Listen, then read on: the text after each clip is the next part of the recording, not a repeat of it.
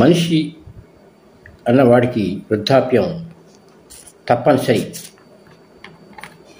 అంశం.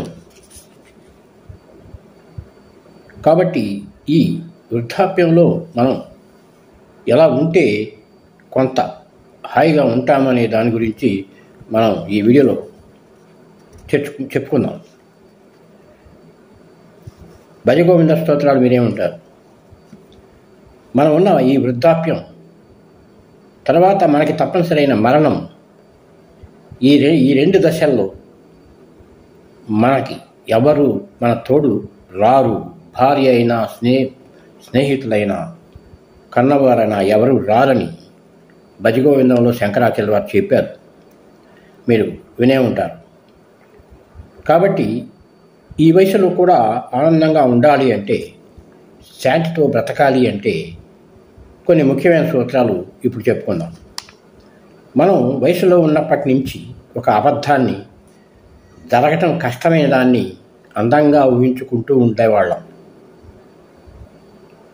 అదేమిటంటే, మన వృద్ధాప్యంలోకి రాగానే మన కన్న బిడ్డలు మన మంచి చెడు చూస్తారు అని.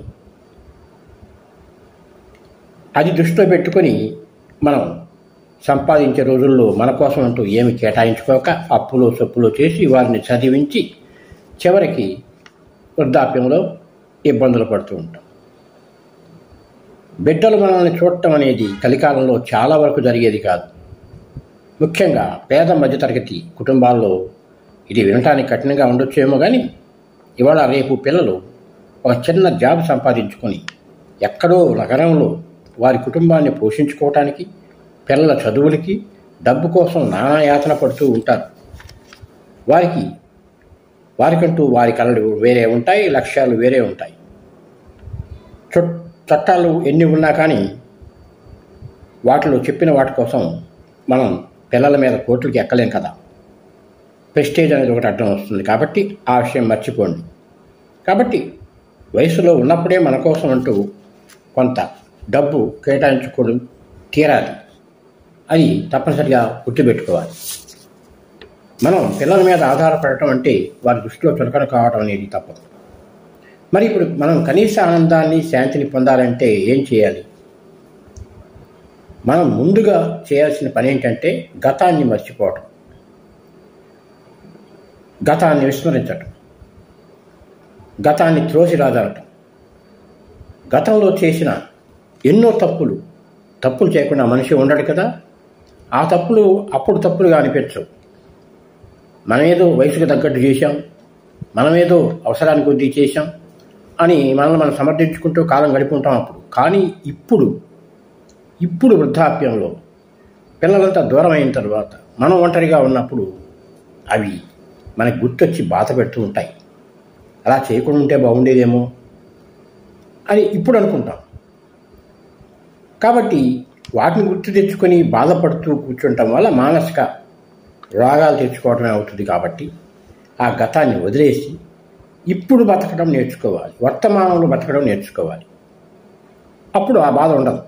అంతేకాదు, భవిష్యత్తులో రాబోయే ప్రమాదాలు ఏమొస్తాయో, ఏం జరుగుద్దో, బయటికి వెళ్తే కారు గుద్దేస్తుందేమో, ఇంట్లో ఉంటే పాము గరుస్తుందేమో, అట్లాంటి భయాలు కూడా పెట్టుకోకూడదు. చావటానికి దగ్గర పడిన వాళ్ళు మనం భయం ఎందుకు పెట్టుకోవటం? జరగమండి, జరిగేదేదో జరుగుతుంది. ఈశ్వరుడి ఆజ్ఞ లేనిదే చేమైనా కుట్టదు. నిర్భయంగా ఉండటం నేర్చుకోవాలి. తర్వాత ఇంకో విషయం ఏంటంటే, ఇంకొక చిట్కా, మన పట్ల ఎవరైనా బాధ కలిగించే విధంగా నడుచుకుంటే, వయసులో అయితే మనం ఏం చేసేవాళ్ళం, వాళ్ళ మీద ఎగబడేవాళ్ళం, కొట్లాడి పెట్టుకునేవాళ్ళం. ఇప్పుడు అలాంటి పనులు ఇప్పుడుకీ చేయరాదు.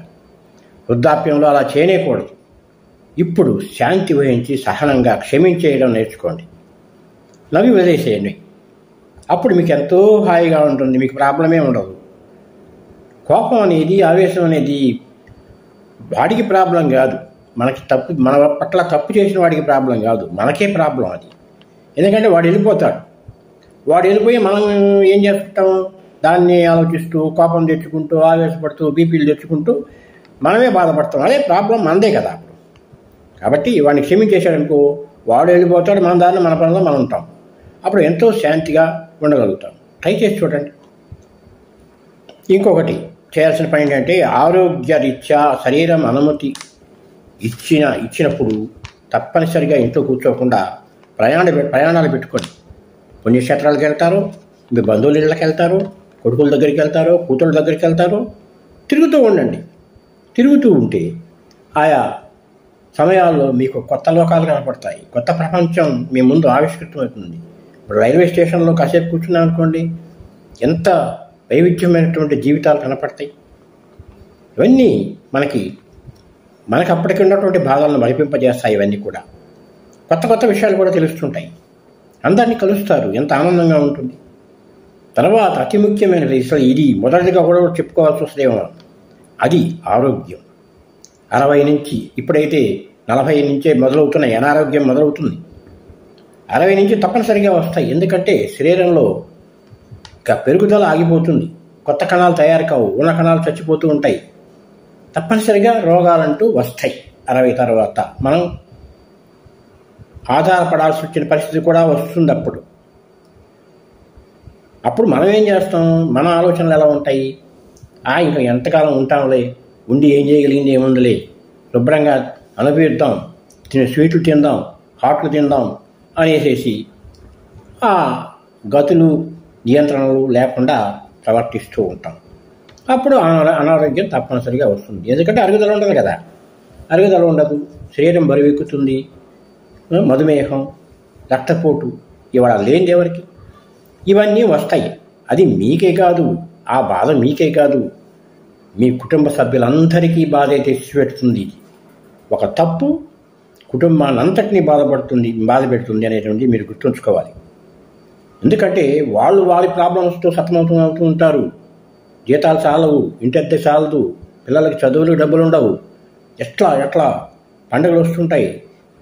ఈ ప్రాబ్లంతో కొట్టుకుమిట్లాడుతున్నటువంటి మన పిల్లల్ని నాయనా నాకు ఒంట్లో బాగలేదు, ఇలా ఆరోగ్యం పాడు చేసుకుని నాయనా నన్ను హాస్పిటల్ తీసుకెళ్ళండి అని పదే వాళ్ళని సతాయిస్తూ ఉంటే వాళ్ళు చిరాకు పడే అవకాశం ఉంటుంది, మిమ్మల్ని నిర్లక్ష్యం చేసే అవకాశం ఉంటుంది, మిమ్మల్ని ఒక అనవసర వస్తువుగా భావించే అవకాశం కూడా ఉంటుంది.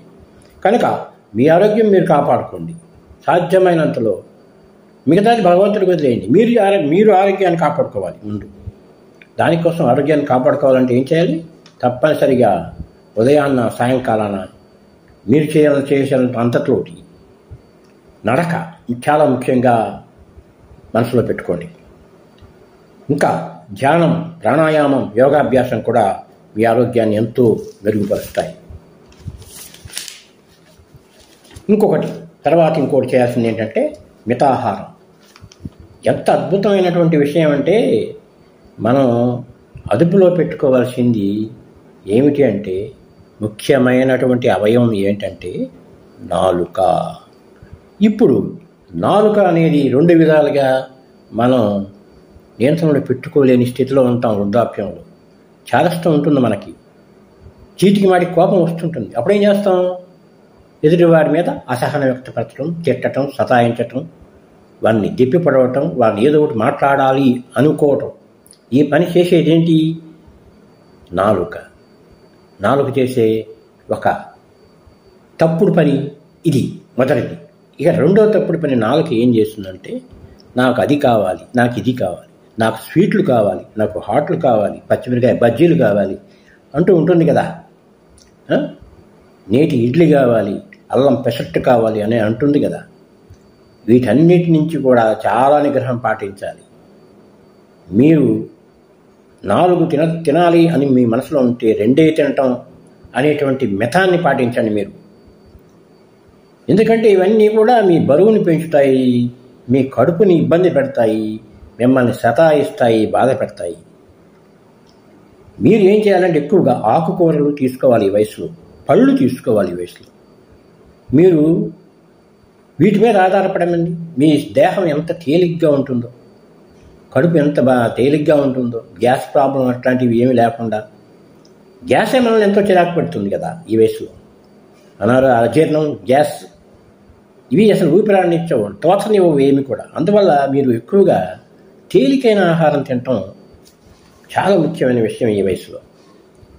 ఇంకొకటి మానసిక స్థితి. సహజంగా ఏం జరుగుతుంది ఈ రోజుల్లో, ఇవాళ రేపు మన పిల్లలు మనవలలో ఉద్యోగాలు రావు వాళ్ళకి ఎక్కడో వస్తాయి ఉద్యోగాలు, ఏ నగరంలోనూ ఏ పట్టణంలోనూ వస్తాయి. వాళ్ళు అక్కడ కాపురాలు చేసుకుంటూ ఉంటుంటారు. మనం ఏం చేస్తుంటాం, ఒంటరిగానో లేక పెళ్లి చేసుకున్న భార్యతోనో సొంత ఊళ్ళలో ఉంటూ ఉంటాం. ముఖ్యంగా భార్య పోయిన వాళ్ళ స్థితి ఇంకా భయంకరంగా ఉంటుంది. ఒంటరి అయిపోయి ఉంటారు వాళ్ళు. ఒంటరి అయిపోయిన కారణంగా పిచ్చి పిచ్చి ఆలోచనలు వస్తూ ఉంటాయి. దానికి తోడు వాళ్ళతో తిరిగినటువంటి మిత్రులు కొందరు, బంధువులు కొందరు వాళ్ళ కళ్ళ ముందే ఏదో కారణాల వల్ల చనిపోతూ ఉంటారు. వాళ్ళ మృతదేహాలు చూసి వీళ్ళు మనసు పాటు చేసుకుంటూ దిగులు పడుతూ ఉంటారు.